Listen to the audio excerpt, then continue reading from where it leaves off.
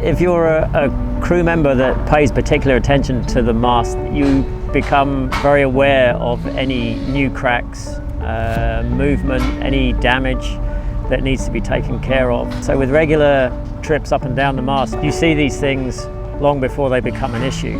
I would say a trip up and down the rig at least once a month before you do a big crossing, at the back end of the season here if you're in the Mediterranean, and likewise before heading back across to the Mediterranean, I would carry out a full proper rig check and just annotate any of the cracks, any damage areas that you see. And if they do look like they need attention, then you need to contact a rigging company straight away. When we're carrying out rig checks or inspections, we're monitoring if there are any small cracks. If they are superficial, then probably what we'll do is mark them with a date and let the crew know about that, and they can monitor that crack. If it's growing, then you'll see it because it will have travelled past that date stamp. We notify the boat of any issues that we find. It's a full written report done. Again, so much comes down to the crew being aware of how their rig's put together and carrying out regular inspections so that they see whether there is any damage or whether the cracks are growing.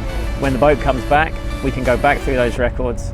We know exactly what happened last time. We can follow that up with a fresh inspection, which will show if there are any other issues that have stemmed from that last report.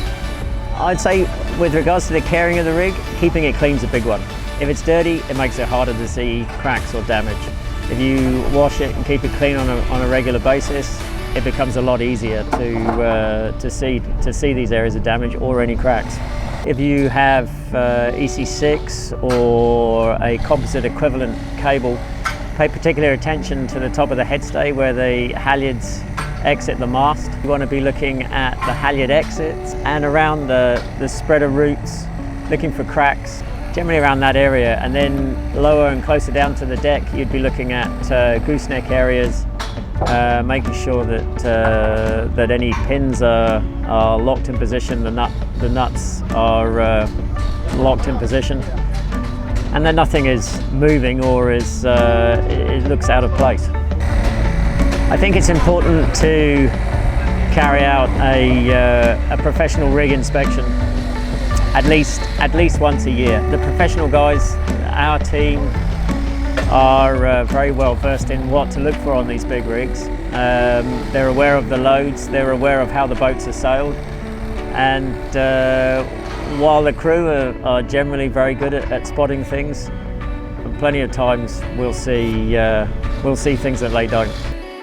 We're very busy. We carry out a lot of rig inspections. We carry out a lot of refit work in the yard. As you can see, we're taking masts in and out the whole time. And we're also doing load testing and load inspections on various big powerboats as well. So if you're on a schedule, you need to book early to make sure you avoid disappointment. PALMA is an incredibly important area for super yacht refits. STP is a fantastic yard. It's an open yard, so providing you have the correct paperwork, you can come and work here. From a captain's point of view, you can bring in companies that you want to use. It's the hub of the Mediterranean. There are very few places, Mediterranean, worldwide, that have the amount of boats that we have in this area. And the industry here, it's a huge industry. It's a huge refit industry here that works with boats from little small boats to 100-meter power boats. So we're extremely well set up for dealing with these big super yacht refits.